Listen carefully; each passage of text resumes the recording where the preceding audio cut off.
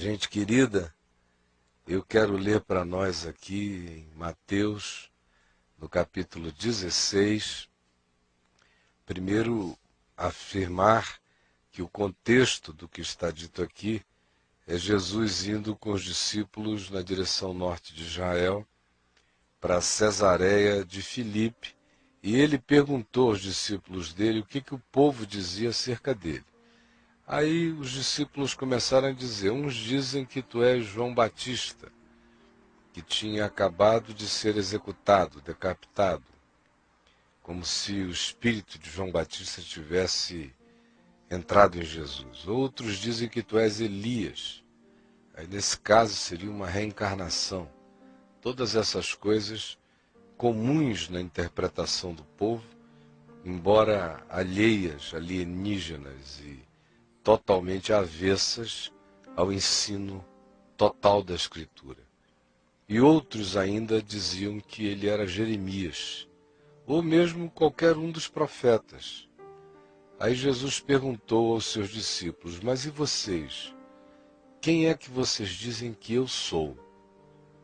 E Pedro respondeu e disse: tu és o Cristo, o Messias, o enviado, o Filho do Deus vivo. E ao afirmar isto, ele estava dizendo mais do que a teologia judaica esperava, porque o Messias de Israel não era o Filho do Deus vivo, era um enviado, o ungido dos ungidos, mais do que qualquer profeta. Mas na concepção dos judeus, dos teólogos judeus, o Messias não era o Filho de Deus no significado de que fosse um com Deus, eterno com Deus, da natureza de Deus, totalmente Deus, Deus de Deus. E Pedro, todavia, vai para além de todas as expectativas imediatas dos teólogos judeus e diz: tu és o Cristo, o Messias, o ungido, o Filho de Deus, aquele que é um com o Pai. Então Jesus lhe afirmou: bem-aventurado és, Simão Bar-Jonas, ou Pedro, Simão, filho de Jonas, porque não foi carne nem sangue, não foi compreensão, cerebração, filosofia, teologia, quem tu revelou esta realidade, estas coisas, que são loucura, que estão para além de toda a compreensão humana. Tem que ser algo que vem de cima. Portanto, Jesus acrescenta: foi o meu Pai que está nos céus quem te revelou estas coisas. Também eu te digo que tu és Pedro, e sobre esta pedra, ele fez um trocadilho, porque Pedro, no aramaico, era Cefas, fragmento de pedra, o nome de Pedro.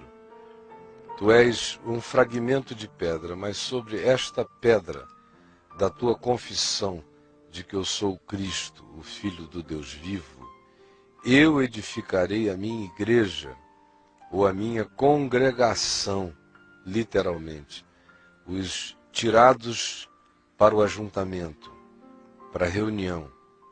Eu edificarei o meu povo, a minha igreja, e as portas do inferno não prevalecerão contra ela. É interessante que a primeira vez que aparece o termo igreja no Evangelho, na boca de Jesus, ele vem vinculado ao fato de que essa igreja nasce da compreensão de quem é Jesus, e Jesus não é só um profeta, Jesus é Deus de Deus, é um com Deus. Nele Jesus habita corporalmente toda a plenitude do Deus eterno. Ele é a imagem do Deus invisível. Ele é tudo aquilo que Paulo posteriormente diria e que os apóstolos diriam, que está aqui sintetizado nessa afirmação: tu és o Filho do Deus vivo. Mas aí a seguir, Jesus afirma que esse discernimento nunca foi nem será fruto de uma compreensão filosófica, não é o subproduto do pensar, é o resultado do revelar, de um revelar sublime e superior que vem do Pai, de modo que, pela cerebração, pela filosofia, pela teologia pura e simples, a menos que o indivíduo aceite dogmas pré-estabelecidos, mas de si mesmo, nenhum ser humano chega e olha para outro ser humano de 30 anos de idade e diz: tu és Deus de Deus entre nós encarnado. Só uma revelação divina poderia promover essa loucura, porque é total loucura, é incompreensível, a ponto de Paulo dizer que para os judeus era um escândalo essa ideia, para os gregos era insanidade.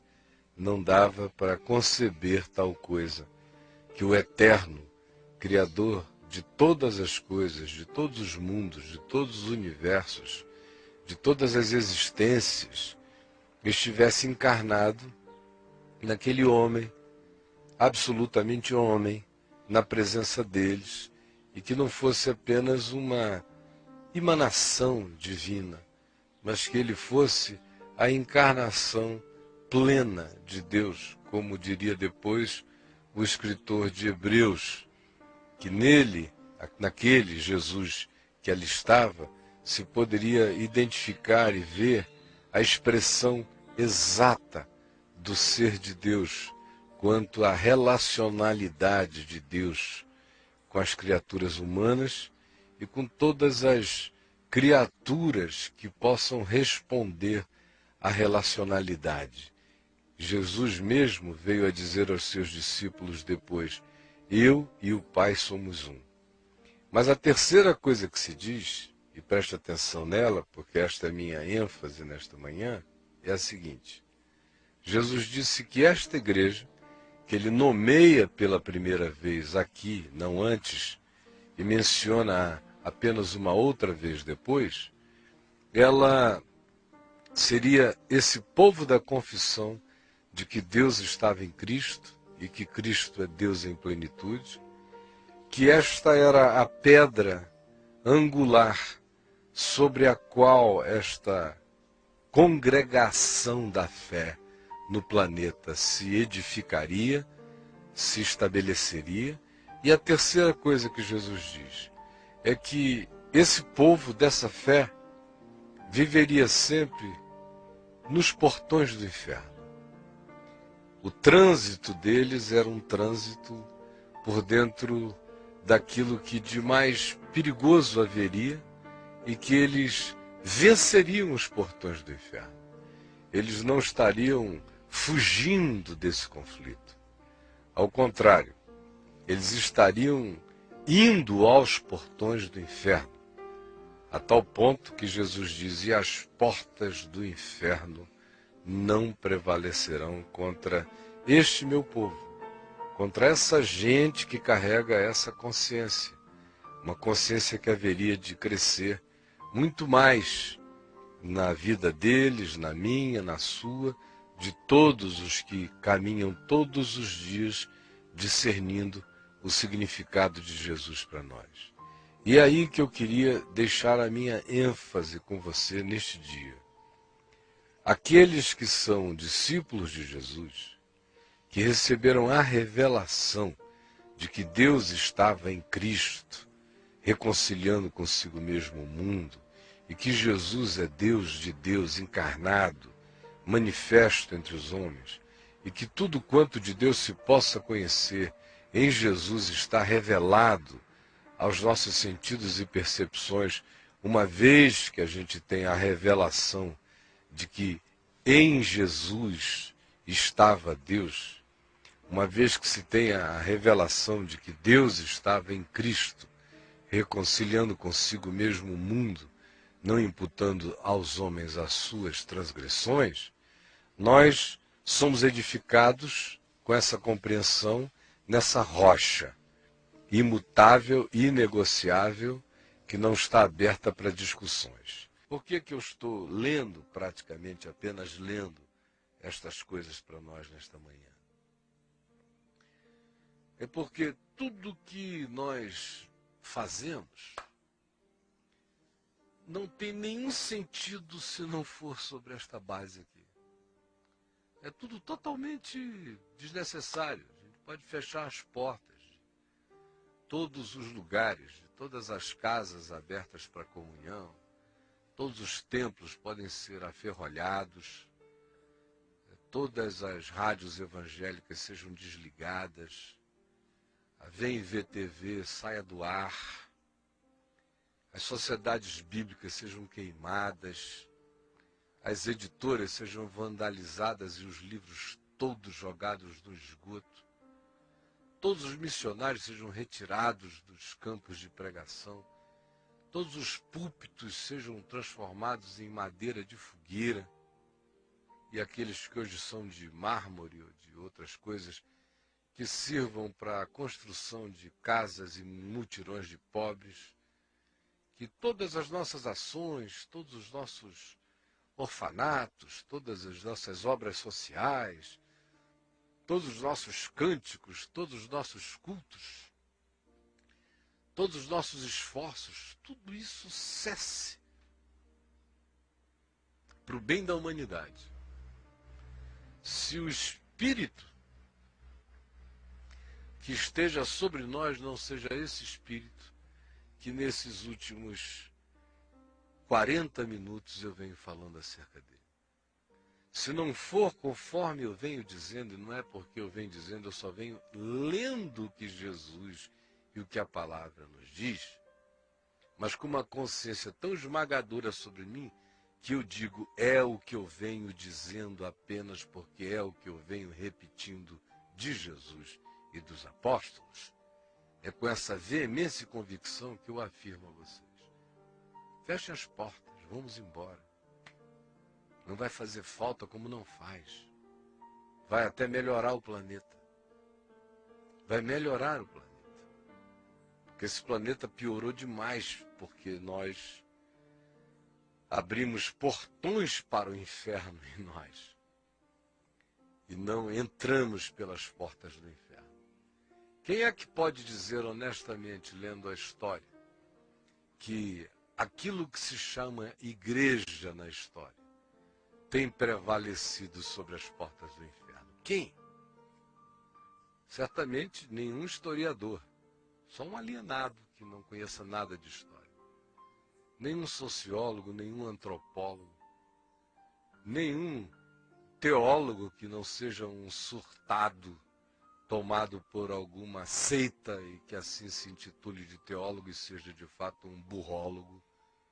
Ninguém, nenhum político, nenhum analisador, analista de fenômeno humano, ninguém, honestamente, vai poder dizer que as portas do inferno, considerando as portas do inferno, aquilo que de maldade e desgraça se expressa na terra, tanto quanto aquilo que de maldade espiritual está para além do que é visível na terra e que habita o mundo espiritual. Ninguém que tendo essa compreensão, seja ela meramente histórico-sociológica ou também espiritual, vai dizer que isto aqui a gente chama de igreja tem prevalecido contra as portas do inferno. Ao contrário, a igreja com esse nome na história, o cristianismo e os seus subprodutos, ficou botando gente para dentro do inferno, não foi tirando e arrancando. Foi gargalhando e dizendo, é mais um que vai queimar lá. Foi fazendo fogueiras. Foi dando todos os exemplos do inferno na terra. Ficou fazendo pior do que os surtados imperiais pagãos sem Deus no mundo. Viveu para ser um anticristo. Literalmente, um anticristo. Aquilo que é contra Cristo. Não na formulação verbal, mas na prática da vida. Viveu para ser um anticristo, um antievangelho, o tempo todo. Quem é que pode negar isto? Quem? Eu convido a encontrar comigo em qualquer lugar público e me provar Assim como o diabo não tem coragem de se apresentar para discutir comigo sobre esse assunto, você também não tem. Porque é inquestionável que nós nos tornamos uma grande porta para o inferno. E não aqueles que Jesus disse acerca de quem as portas do inferno não prevaleceriam contra eles. De vitoriosos sobre as portas do inferno, nós nos tornamos portões para o inferno.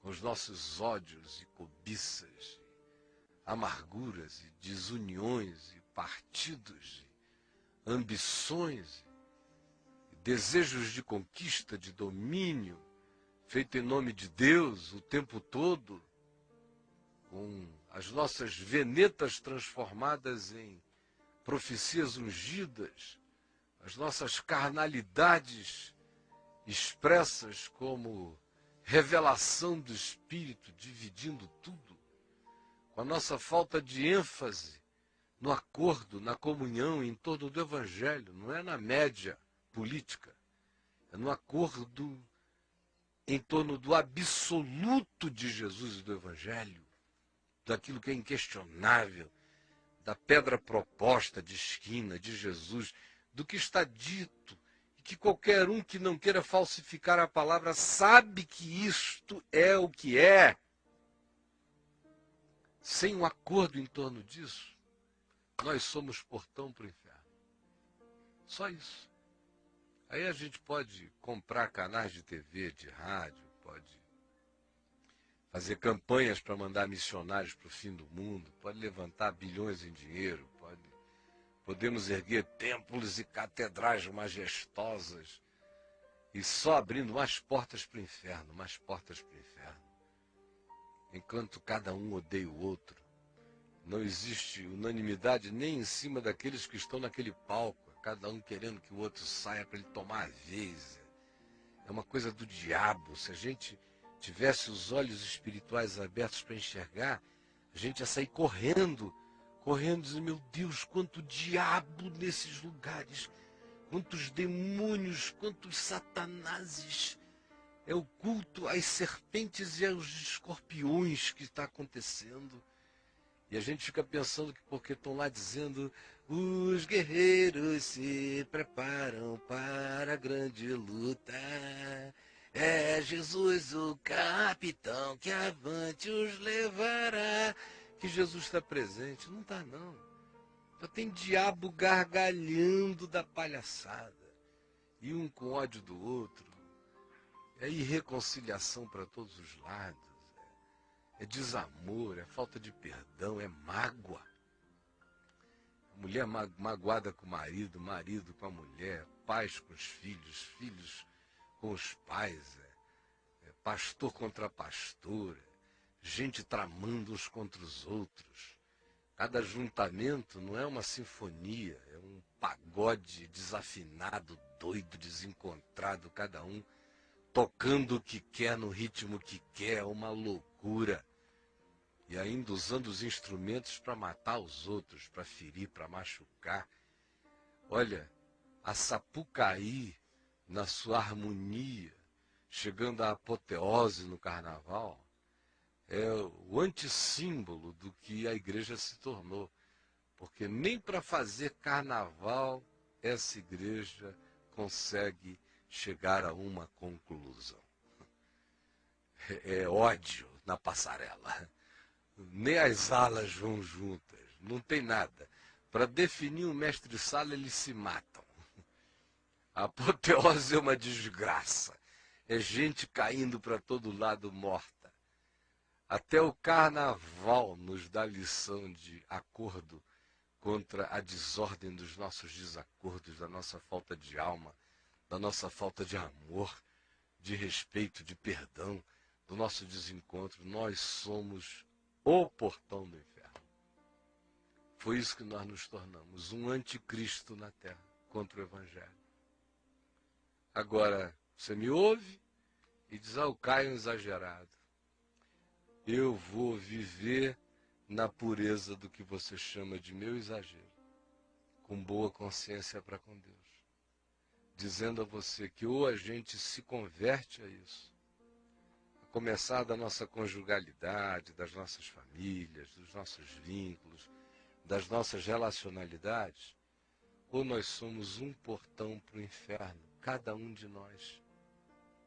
Cada um de nós, picados por serpentes venenosas, inoculando os piores venenos do ódio e da morte na nossa alma, sendo mordidos pelos escorpiões da morte todo dia. E ufanisticamente dizendo que nós somos o povo especial de Deus na terra. Vá se enxergar, pelo amor de Deus. Se há alguma exortação em Cristo, se há alguma consolação em amor, se há alguma palavra a ser ouvida, pelo amor de Deus, ouçam esta. De modo que tenhais o mesmo espírito, a mesma alma, que decidamos largar de mão toda essa panaceia, toda essa cabeça de hidra, ou no mínimo discernirmos esta maldade para ela não mais nos associarmos, para não darmos um pingo de alma, nem de espírito, nem de força, nem de dinheiro, nem de energia, nem de nada para essa loucura.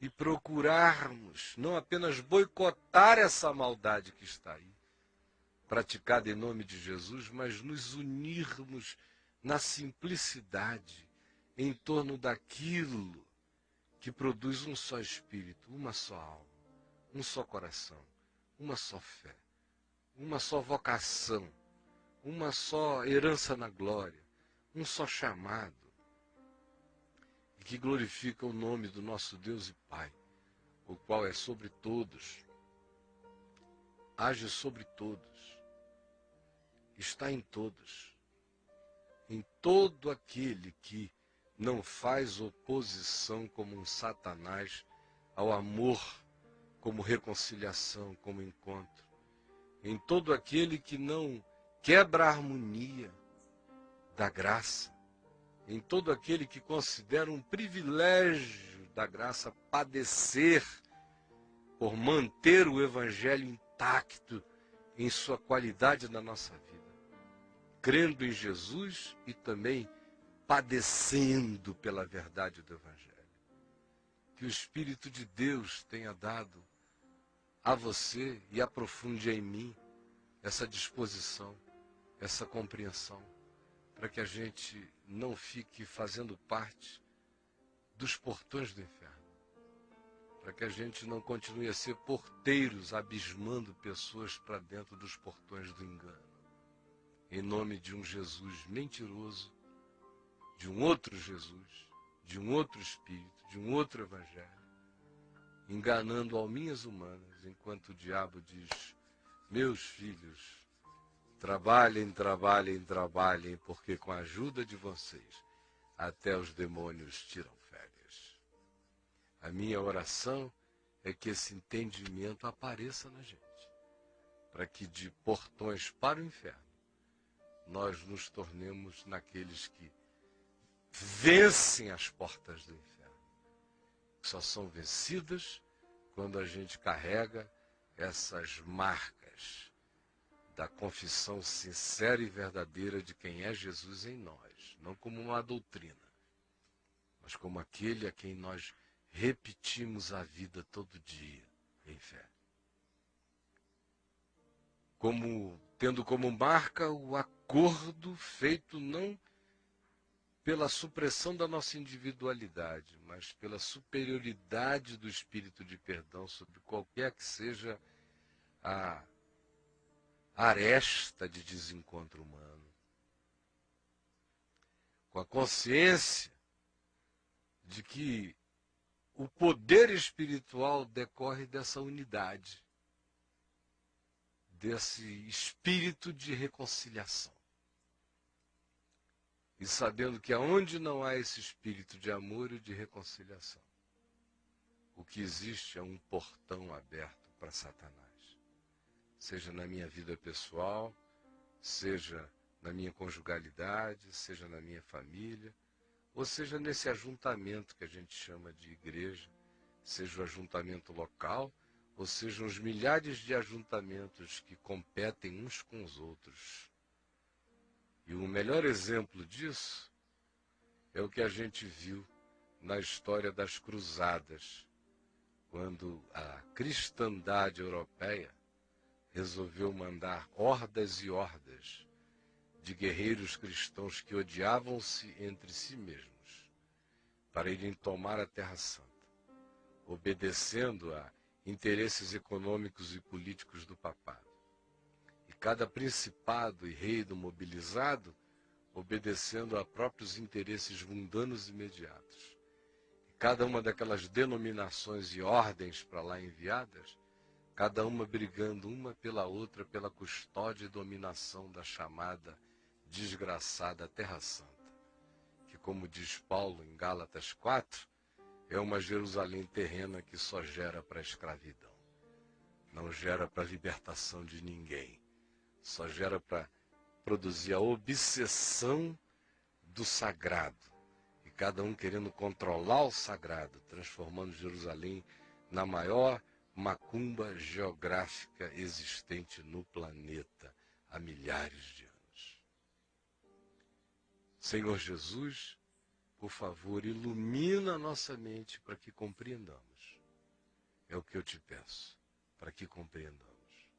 Em nome do Senhor é o que eu te peço, para que compreendamos. E por amor ao Senhor é que eu te peço, para que compreendamos. E pela tua graça que eu te peço, para que compreendamos e sejamos salvos de sermos justamente aquilo que dizemos com a boca que não desejamos ser, mas infelizmente temos nos tornado. Faze esse favor, essa graça, de nos revelar aquilo que é tão óbvio, para que sejamos salvos, para que deixemos de ser portões para o inferno e nos tornemos aqueles que vencem os portões do inferno, contra os quais as portas do inferno não prevalecerão. É o que eu te peço, em nome de Jesus. Amém. E para ilustrar o que eu estou dizendo, eu quero que você veja essas cenas do filme Cruzada. São as cenas finais, os 27 últimos minutos do filme, quando os cristãos enviados pelo Papa e pelos principados de 4 reinos cristãos se mobilizaram, divididos uns contra os outros, para irem tomar a Terra Santa, atrás de relíquias sagradas. Supostamente quem chegasse ali teria poder espiritual. Encontraram de lá um muçulmano como Saladino, que tinha muito mais nobreza humana do que a soma de todos os cavaleiros cristãos, templários, hospitalários e de todas as outras ordens que para lá foram, bruxos com cruzes nos escudos e no peito, mas que sirva de ilustração às imagens cruentas, porém correspondentes minimamente a um fragmento do que aconteceu durante quase 200 anos e que não para de acontecer até hoje. E não para de acontecer até hoje. Até as ações de evangelização para ganhar pessoas que não são de Jesus, infelizmente foram batizadas de cruzadas. E eu mesmo, na infância da minha fé, motivado na simplicidade do meu amor, pela prática do Billy Graham, a quem eu admirei tanto e no meu coração o amo muito até hoje, e que chamava as suas ações de pregação de cruzadas, chamei a muitas das minhas também um arrependimento terminológico que eu apresento diante de Deus e de você. Jamais faria isto outra vez, nem por empréstimo para o bem, porque é uma memória desgraçada e não parou de se repetir. E nós vivemos até mesmo no ambiente da igreja, num espírito de beligerância, num espírito de cruzada. E se você quiser ler Gálatas no capítulo 4, você vê Paulo profeticamente nos dizendo uma coisa, que Jerusalém, a Jerusalém terrena, nunca geraria paz. Embora o nome dela, Jerusalém, signifique a cidade da paz, quando ela foi feita em cidade sagrada da religião e das religiões, e hoje são 3 as religiões, são todas as monoteístas, as que dizem que há um só Deus, e é que fazem essa diabrice há milhares e milhares de anos lá em Jerusalém, que a disputam. E o mundo inteiro vive dividido em razão disso. Paulo afirmara em Gálatas 4, essa Jerusalém terrena só gera para a escravidão e para a morte. Do mesmo modo, tudo aquilo que carrega esse espírito de Jerusalém, que também é o espírito da religião, que também é o espírito do sagrado, gera para a morte, porque gera disputa, conquista, partido, desunião, conflito, porque toda trégua é trégua de morte, é a trégua que nasce das ameaças e não do acordo verdadeiro e da paz. E é o que a gente observa acontecendo nos núcleos menores da vida. A gente vê que o espírito dos cruzados, esse portão que se abre para o inferno em nós, está presente em todos os lugares. É o marido cruzado, ao invés de amar a sua mulher, dizendo: você tem que ser submissa a mim porque eu sou um macho. É a mulher rebelada contra esse espírito como uma escrava, dizendo: eu vou provar a você a minha igualdade, hoje em dia até a minha superioridade. É a relação que se caracteriza em família por pais que não ganham os filhos pelo amor, mas tentam ganhá-los pela conquista e pela imposição e os perdem e vão gerando desafeição e amargura.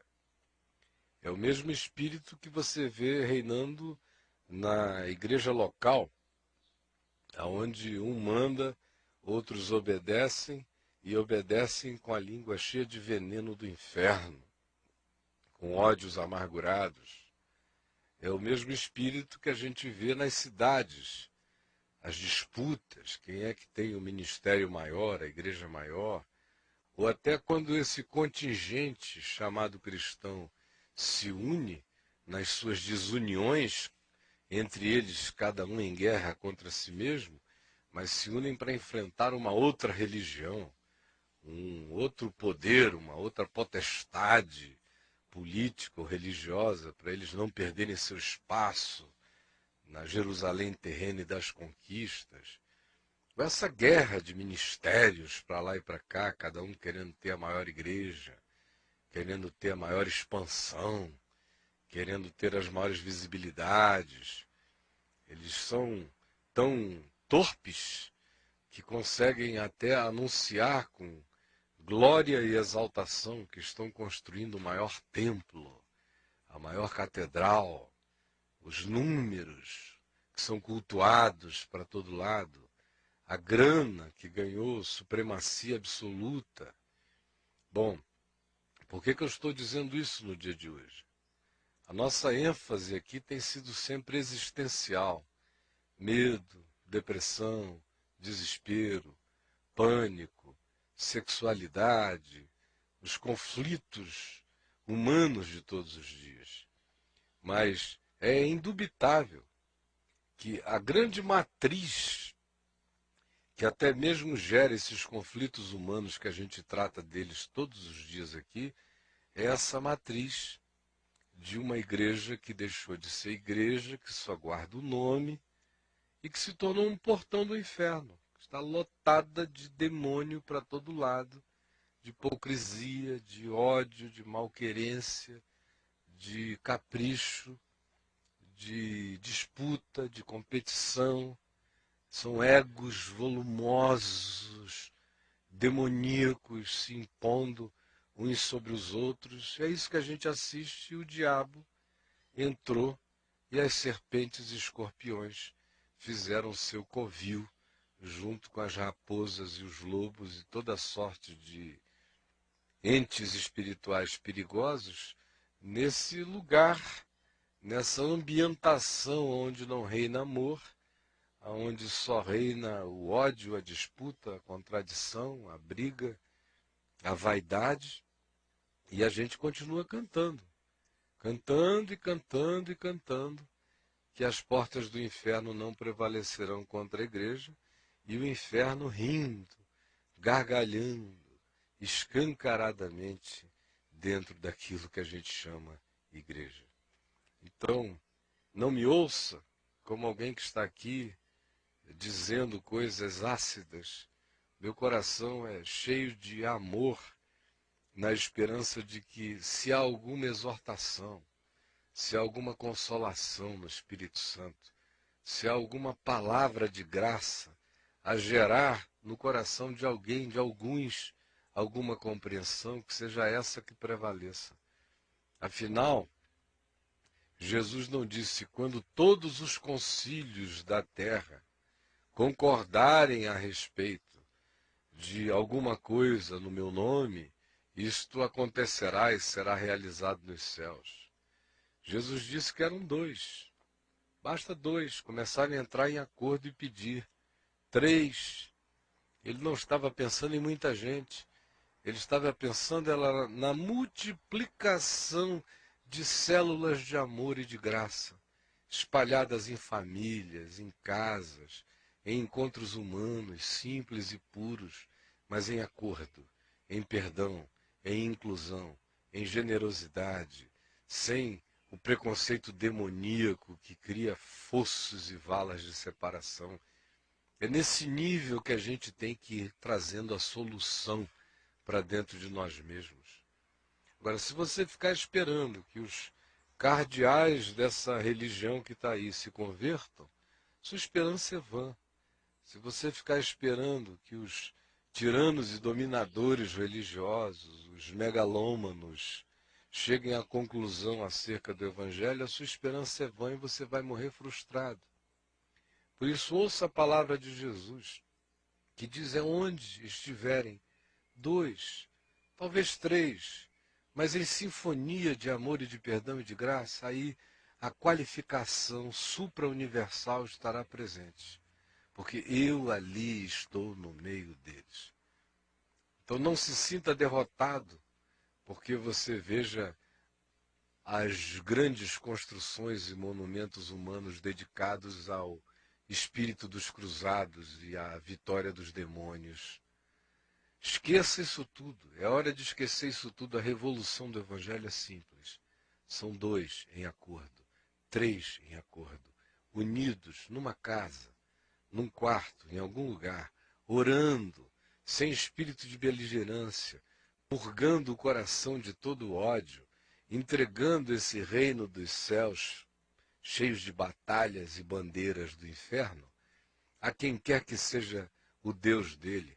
Como disse o rapaz, se isso aqui é o reino dos céus, que Deus tome conta dessa porcaria, porque eu vou cuidar da minha vida, vou cuidar do amor, da graça, de uma existência que vale a pena, porque Deus não tem nada a ver com essa construção demoníaca que se transformou em um portão para o inferno, ao invés de ser aquela construção invisível de fé, amor e graça, que é vitoriosa sobre as portas do inferno.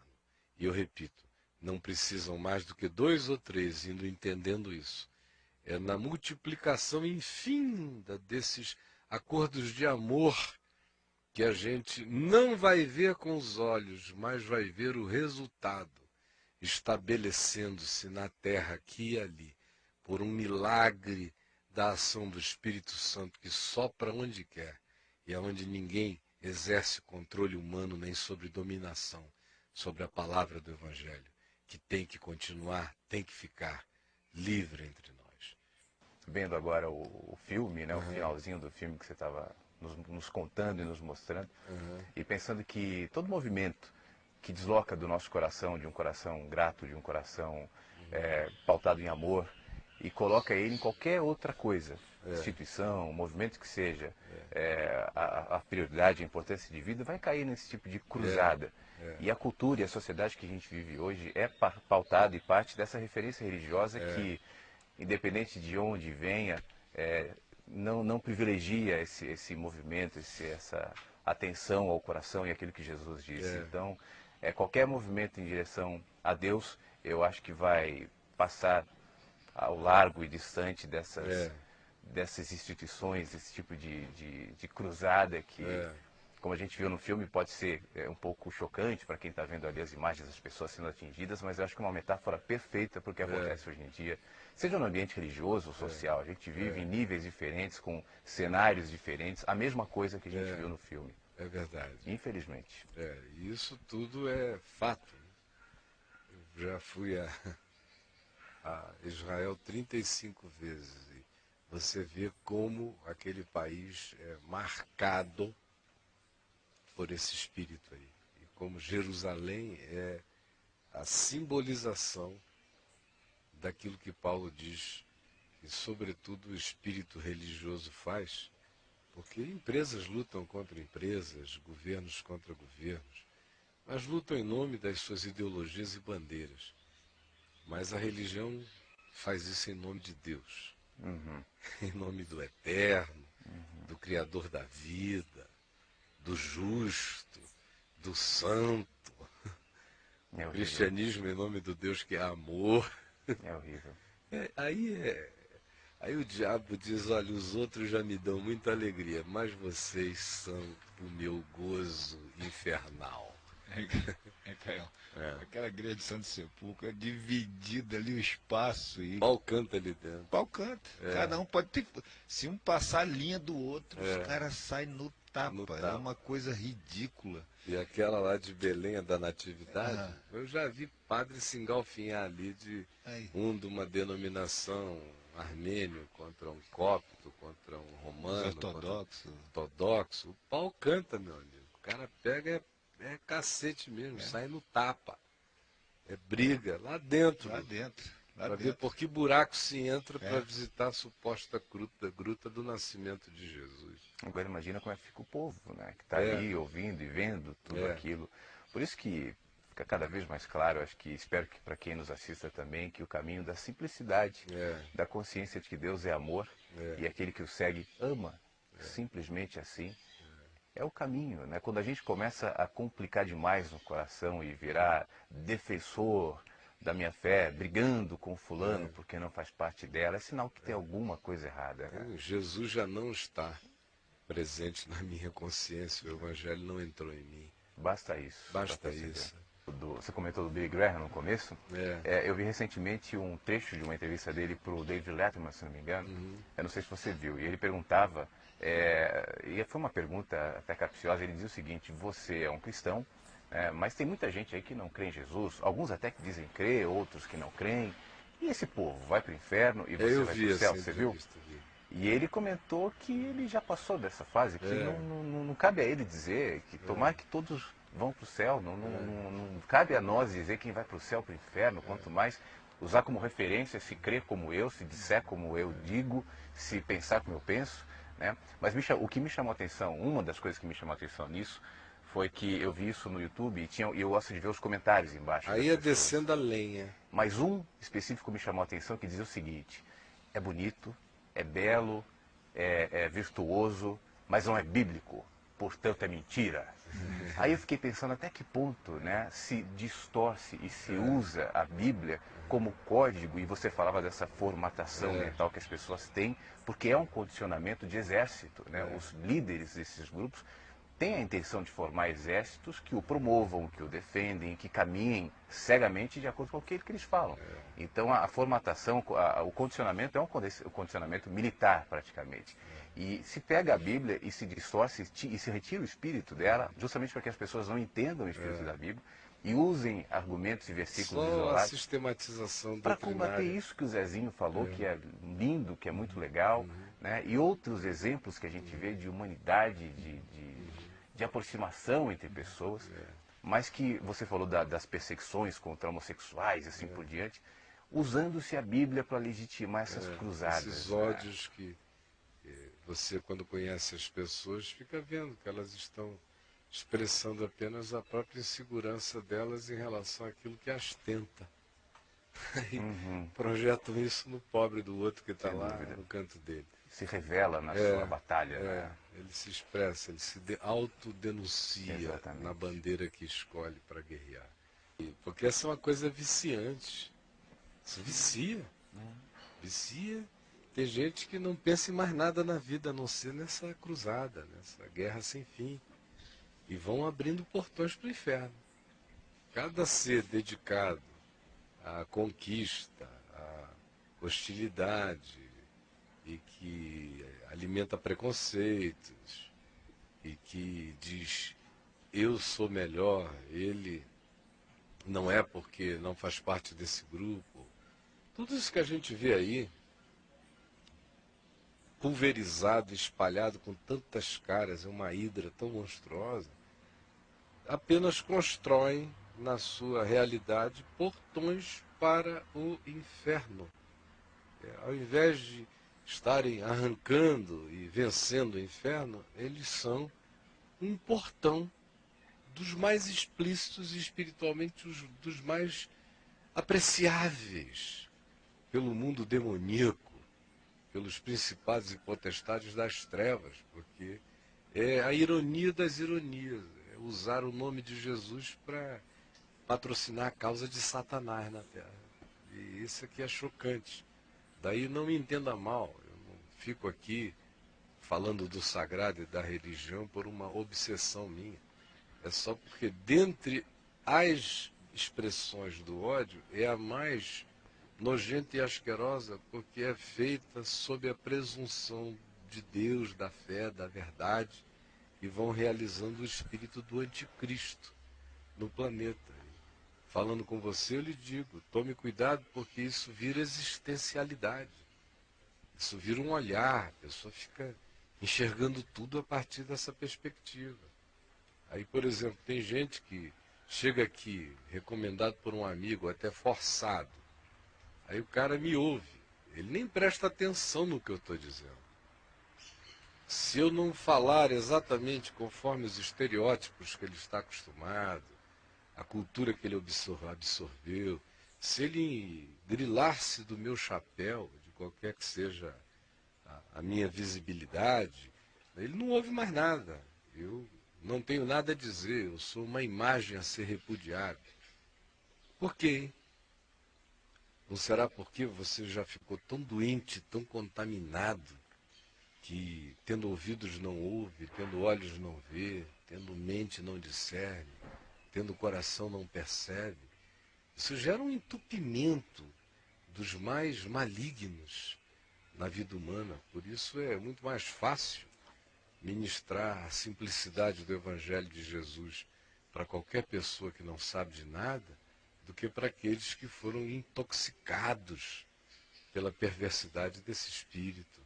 Então olhe para você, eu queria que a gente fizesse desse momento um momento de exercício, para ver o quão intoxicados nós estamos disso, tão obcecados por isso, o quão priorizados por isso, o quão determinados por isso, como a nossa mente não ficou completamente fechada e condicionada e conduzida e pavlovianamente treinada para só enxergar e reagir por tal perspectiva.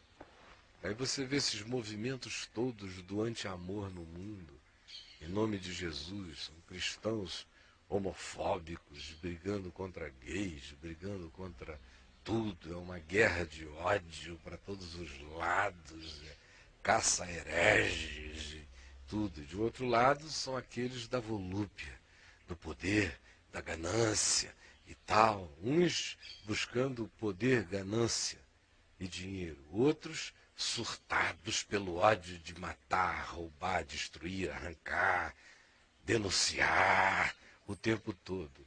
E o Evangelho mesmo não faz parte de nada disso. E como o Flávio disse, fica bem claro que qualquer que seja o caminho de Jesus, à semelhança do que a gente lê no Evangelho, ele passa ao largo de toda essa confusão. Ele está na beirada, passando como um marginal. E bem-aventurado é aquele que tiver olhos para ver, ouvidos para ouvir, coração para perceber que entre nós Jesus decidiu andar como um marginal da religião. Foi assim no Evangelho, foi assim na história, é assim no tempo presente. Bem-aventurado aquele que compreender isto.